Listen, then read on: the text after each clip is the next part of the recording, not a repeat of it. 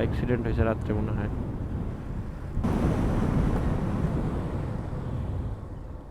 ত্রিশে চলে আসছে সাথে সাথেই। আমাদের ভিতরে আসলে অনেকেই ইঞ্জিন ব্রেক করতে জানে না।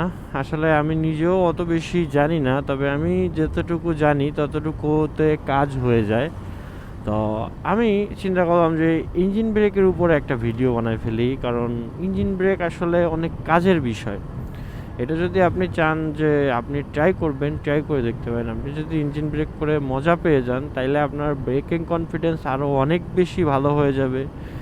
আর এরপরে আর আপনার ব্রেক নিয়ে কখনো প্যারা খাইতে হবে না। আসলে ইঞ্জিন ব্রেকের অনেক ভালো কাজ আছে। আমি যখন বাইক অন্যের বাইক চালাইতাম, তখন কখনো আমার ইঞ্জিন ব্রেক করার সাহস হইতো না, ঠিক আছে, না জানি গাড়ির কোনো ক্ষতি হয় কিনা বা বিষয় যে কারণে। কিন্তু এই গাড়ি কেনার পরেও আপনার প্রথম প্রথম অবস্থায় ইঞ্জিন ব্রেক করতাম না, কারণ ইঞ্জিনের উপরে একটা টুক করে একটা প্রেশার পড়ে।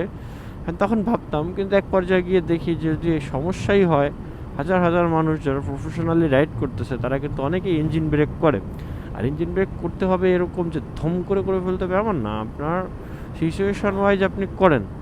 তো এই জন্য আমি চিন্তা করলাম যে আজকে আমি ইঞ্জিন ব্রেক নিয়ে একটা ভিডিও বানাই। আসলে ইঞ্জিন ব্রেকটা কিভাবে করবেন আর down shift plus engine brake দুইটা কিভাবে করবেন। তো আজকের ভিডিওতে আমি এই বিষয়গুলোই আপনাদেরকে ক্লিয়ার করব, আর এই বিষয় নিয়ে আজকের ভিডিও। তো সর্বপ্রথম আমি আপনাদের নর্মাল ইঞ্জিন ব্রেকের বিষয়টা বুঝাই। নর্মাল ইঞ্জিন ব্রেক বলতে দেখেন, আমি আপনার একটা জিনিস দেখাই। এখন আমার বাইক চলতেছে কোথায় 61 62, আমার বাইক চলতেছে 63-তে। এখন সামনে ওই যে পরিবহন দেখতেছেন, এখন আপনি স্লো করবেন ওই পরিবহনের পিছনে, আপনার কিচ্ছু করতে হবে না, জাস্ট থ্রোটল ছাইড়া দিবেন, হালকা ব্রেকে পাও রাখবেন আর হাতের ব্রেকটা হালকা ধরবেন, গাড়ি কিন্তু পিছনে চলে যাচ্ছে, ঠিক আছে। আর ইমার্জেন্সির ক্ষেত্রে ধরেন আপনার ক্লোজে, আপনার স্পিড আরও অনেক হাই, আপনারা আরও সামনে যেয়ে দেখাই, কারণ এইখানে অনেকগুলো গাড়ি যাচ্ছে, এই গাড়িগুলো একটু ওভারটেক দিই।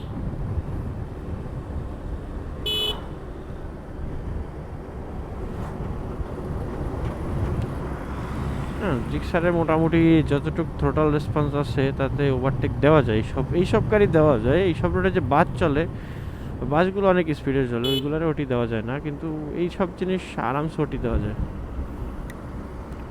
হাইওয়ের ক্ষেত্রে সবসময় ওভারটেক দিলে ডান পাশ থেকে ওভারটেক দেওয়ার চেষ্টা করবেন। যদি ডান পাশ থেকে খালি না থাকে, ওভারটেক দিবেন না। বাম পাশে কখনো ঢুকবেনই না, কারণ বাম পাশের লেনে আপনি যদি ওভারটেক দিতে ঢুকেন, তাইলে কিন্তু আপনি যে কোনো সময় ওই গাড়ির একটা চাপ খাইতে পারেন। আর ডান সাইড থেকেও যখন ওভারটেক দিবেন, অবশ্যই খেয়াল রাখবেন সামনে থেকে কোনো গাড়ি আসতেছে কিনা। যদি সামনে থেকে কোনো গাড়ি আসে, কোনোভাবে ওভারটেক দিতে যাবেন না, কারণ চিপায় বাইদা গেলে কিন্তু যে কোনো সময় যে কোনো রকম বিপদ হইতে পারে, এটার কোনো মানে মিস নেই, ঠিক আছে। আর বিপদ কিন্তু বলে কয়ে আসে না।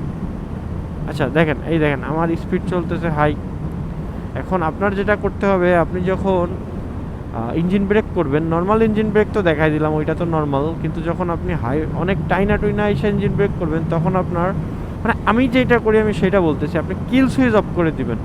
কেন অফ করবেন আগে সেইটা আপনারা বুঝাই। যখন আপনি ইঞ্জিন ব্রেক করবেন, তখন আপনার শুধু যে ইঞ্জিন ব্রেকের উপর ডিপেন্ড করবেন তা না, আপনি হালকা পায়ের ব্রেক ধরবেন, হালকা হাতের ব্রেক ধরবেন। এখন হাতের ব্রেক ধরতে গেলে হয় কি, অনেক সময় আপনার ওই ভুলক্রমে আপনার ওই থ্রোটলে একটু রেসপন্স পড়ে যায়, বা তো আপনার পিক আপ পড়ে যায়, ঠিক আছে, হালকা পিক আপ পরে পিক আপ দেওয়া হয়ে যায়। তখন কি হয় কি জানেন, আপনার ব্রেকিংয়ের পরিবর্তে আরও হিতে বিপরীত হয়, ঠিক আছে।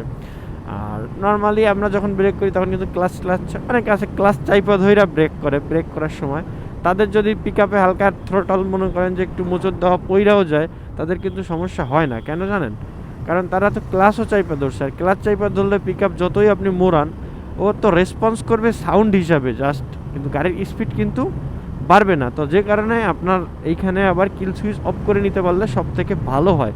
আর যদি এমন হয় যে আপনি ব্রেক করলে কখনো আপনার এটা মোচড় পড়ে না থ্রোটল, তাইলে আপনি কিল সুইচ অফ না করেও নিতে পারেন, তবে কিল সুইচ অফ করাটা সেফ। এখানে আবার কথা আছে, আপনি যদি কিল সুইচ অফ করেন, আপনার যদি বাইক হয় এবিএস, তাইলে কিন্তু আপনার এবিএস কাজ করবে না, আগেই বলি এবিএস কাজ করবে না, ঠিক আছে। তো সব কিছু খেয়াল রাখতে হবে। আমি আপনাদের ব্রেক করে দেখাচ্ছি যে কীভাবে করবেন। অবশ্য একবারে তো আপনার কখনো পারফেক্ট হবে না, কিন্তু এটা আপনার কি করতে হবে যে আপনার আস্তে আস্তে প্র্যাকটিসের মাধ্যমে পারফেক্ট করতে হবে। এই দেখেন সামনে আবার কুকুর,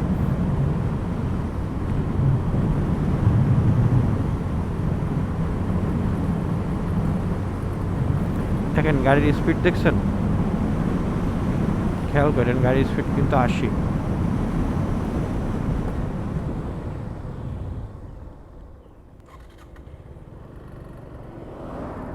দেখছেন 30-এ চলে আসছে, 29-এ চলে আসছে সাথে সাথেই।